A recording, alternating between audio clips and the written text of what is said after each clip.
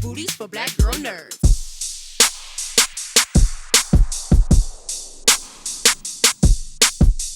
Good. How you Hi. doing? I'm doing great. Thank you guys so much for taking time to speak with us today. We really appreciate it. Thank It's you. okay.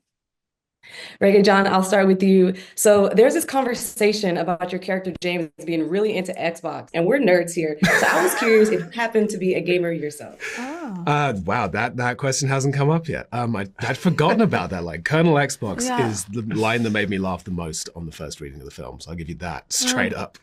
I like games. I try not to play too many because the hour commitment on games is like I started Baldur's Gate and then realized that is an entire second life that I do not have the time for. So I don't play games for the same reason that I don't do hard drugs. It's just like this is not a good path to go down. But I'm sure this. But no, I don't find much time to play games. I wasn't expecting a comparison to hard drugs, but all right. Have you tried to play Baldur's Gate 3? On hard drugs? Yes. I played on the Mac and it didn't work, so I canceled it. And Michael, you thrive in these really like thrilling roles, and George is no exception. So I want to know, when you were told that your wife was a suspect, despite what we see happen in the film, internally, what side do you think it was that kicked in instinctively? Like, was it natural for him to be a husband first or to do his job? I think, George is a very particular person that, and in the script it was there, that it was very hard to read his reaction to reading his wife's name on that, one of the 5 names on the list. I think he's just a very analytical person. I don't think he operates from an emotional core. I think he'll get all the facts together and then, make a sort of a decision on which path to take. But he just, without emotion, gathers all the information up. He's very methodical and does everything in a very particular sort of order. So that was sort of clear for me in terms of the spine of his character. Okay, nice. And Marisa, you're fresh off of playing the iconic Amy Winehouse, Not a Black Bag. So can you talk to me about the biggest difference when it comes to having a project where it's solely focused on you to now you're sharing the screen with such a stacked cast? So nice. My first day was a dinner table scene. So, the great thing is that like, I think it's really, we felt it on this cast, it really is about kind of like relaxation and letting the other people sort of do the work for you. And that doesn't mean that you sit back and don't do anything, but like your only job is to respond and to respond honestly and obviously having done like your individual work on your character, you then come in and you're just able to kind of like play, and to play in an arena like this one with a cast that was so sort of exciting and kind and great to work with, and also with Stephen at the sort of helm in the center of it, really like sort of holding you through the experience, as well as David's script. It just felt like, it's a very different thing to kind of doing a movie that is like hard work. Not that this wasn't hard work, but it's just different. I think it's okay when you're not sort of just like torturing yourself, all the time.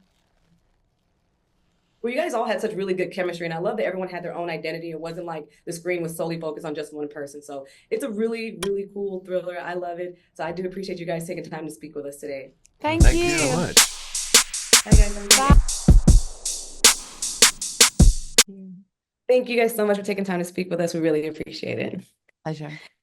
Cate, I'll start with you. So your character, Kathryn, talks about marriage being her professional weakness. So I want to ask you, in your career, is there any specific genre that you find that you're drawn to and that it's your weakness and you just can't turn those roles down?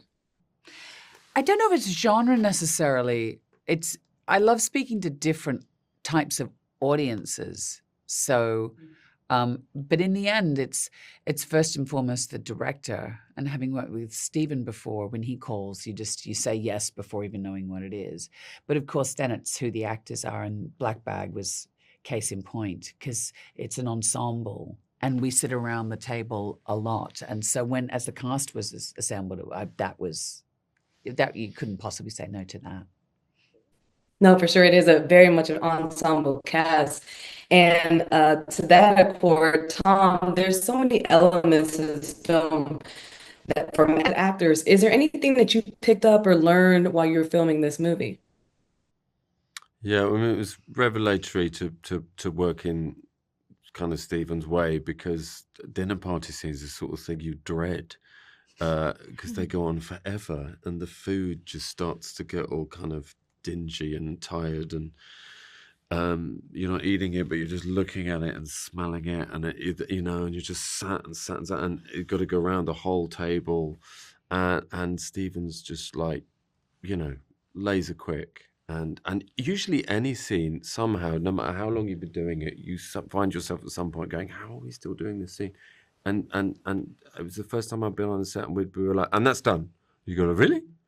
Well, I don't think you got my reaction to it. I don't need it, just moving on. And that it optimizes everything. That was actually one of my favorite scenes because it seemed just like a natural conversation. I didn't really know how much of it was improv or was script. It just seemed so natural. It was only one line that you it was two. Your thing about that's hands down. No, that was Stephen. I said that's the most boring thing you've ever done, and then Stephen added hands down. Yeah, very funny. Oh, nice. Okay, thanks for that little tidbit. And Naomie, there's this whole Mr. and Mrs. Smith vibe that's going on. So I'm interested to know, how good would you say your senses are when it comes to picking up on things when something just doesn't feel right? Personally, yes. My personal senses, terrible. I'm like the worst to know anything. I'm pretty much going around life clueless, and I don't know how I managed to navigate everything. I think I have some like amazing angels that are protecting me, because honestly, I am the most naive person. I trust like pretty much everyone. You are an angel. No. Bless you. Well, this film was just really interesting because you just kind of really never knew where it was going. So I had to ask, when you guys like initially read it, and anyone can answer this one, when you guys initially read it, like, did you see it going the way it went, or was there like some kind of twist when you're like, oh, I didn't see that coming at all? No, because I think we're as a reader, as an audience, you're used to sort of the whodunit thriller aspect of it. But Stephen, as we shot it, was kind of subverting that. And you always think, oh, it's the person you least suspect. But then as you went along, he went, no, maybe it's her, maybe it's him. So it was quite fluid, actually. And maybe it's because I just have a terrible memory, but I actually forgot during the process of shooting who it was. So which made the dinner table quite good, actually. No, that's actually a really good point, because I think when you initially know you're going in to see a whodunit, you're like, okay, it's not the people that are literally the ones you think it is right off the bat. So you start paying attention to the side characters. So it's good that you brought that up, because I think that's naturally how we think now. But this film was just such a blast to watch. I love like the big action. In the cinema. For sure, on the big screen. Yeah. So, thank you guys so much for talking with us. Thank you. Really appreciate it. You guys have a good day. Thanks. Thank you so much. Bye-bye.